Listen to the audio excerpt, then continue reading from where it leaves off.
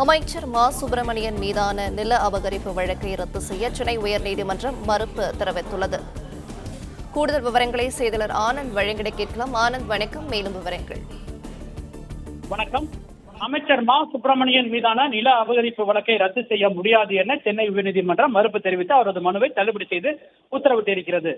சென்னை கிண்டியில் உள்ள தொழிலாளர் காலனியில் எஸ்.கே. கண்ணன் என்பவருக்கு ஒதுக்கீடு செய்த குடியிருப்பை தற்போதைய சுகாதாரத்துறை அமைச்சர் மா சுப்பிரமணியன் சென்னை மாநகராட்சி கவுன்சிலராக மேயராக இருந்தபோது அதிகார துஷ்பிரயோகம் செய்து போலி ஆவணங்கள் மூலமாக தனது மனைவி காஞ்சனாவின் பெயருக்கு மாற்றம் செய்து கொண்டதாக சைதாப்பேட்டையைச் சேர்ந்த பார்த்திபன் என்பவர் புகார் அளித்தார். இந்த புகாரின் அடிப்படையில் மா சுப்பிரமணியன், அவரது மனைவி உள்ளிட்டோருக்கு எதிராக மோசடி ஊழல் தடுப்பு சட்டப்பிரிவின் கீழ் வழக்கு பதிவு செய்யப்பட்டது.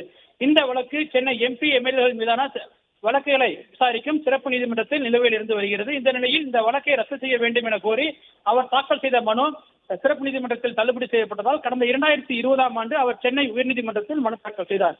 கடந்த 5 ஆண்டுகளாக இந்த வழக்கு சென்னை உயர்நீதிமன்றத்தில் நிலுவையில் இருந்து வந்தது. இந்த நிலையில் இந்த வழக்கு நீதிபதி வேல்முருகன் முன்பாக கடந்த மாதம் இறுதி விசாரணைக்கு வந்த பொழுது மா சுப்பிரமணியம் தரப்பில் இந்த வீடு ஒதுக்கீடு என்பது 1998ஆம் ஆண்டு நடைபெற்றதாகவும் அப்பொழுது கவுன்சிலராகவோ மேயராகவோ தாம் பதவியில் எந்த விதமாகவும் இல்லை எனவும், எனவே தமக்கு எதிரான குற்றச்சாட்டு